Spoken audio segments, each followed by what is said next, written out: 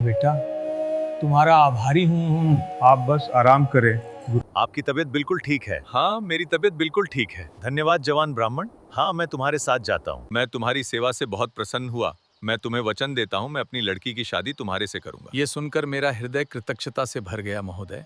कुछ दिनों बाद युवा ब्राह्मण उड़ीसा की तरफ निकलता है, जिसका रास्ता 1500 किलोमीटर है। मैं आ रहा हूँ बाबा, आपकी लड़की से शादी करनी है जो आपने मुझे वचन दिया था।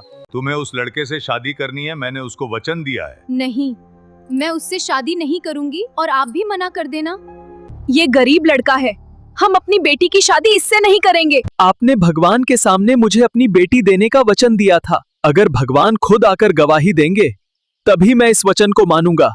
हे भगवान, आपने सब कुछ देखा है, आप ही मेरे लिए गवाही दीजिए।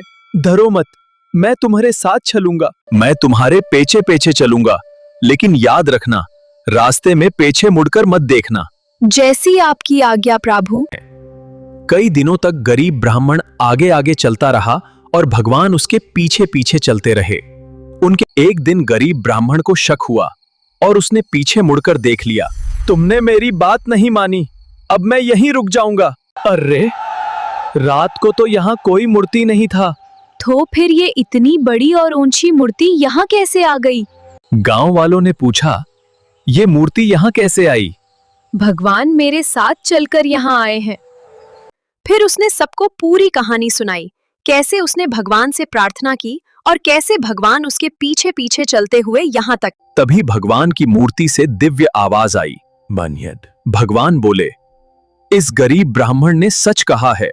भगवान बोले, इस बूढ़े ब्राह्मण ने मंदिर में वचन दिया था। इसके बाद बूढ़े ब्राह्मण ने अपनी बेटी की शादी उस गरीब ब्राह्मण से कर दी और जहां भगवान ने गवाही दी थी, इसके बाद पूरे गांव में ये चमत्कार फैल गया। फिर गांव वालों ने मिलकर उसी पवित्र स्थान पर भगवान का एक बहुत बड़ा मंदिर बनवाया। तभी से यह मंदिर साक्षी गोपाल टेम्पल के नाम से प्रसिद्ध हो गया। कहा जाता है कि यहीं भगवान ने स्वयं आकर सत्य की गवाही दी थी। कहते हैं कि भगवान हमेशा सत्य और भक्ति का साथ देते हैं।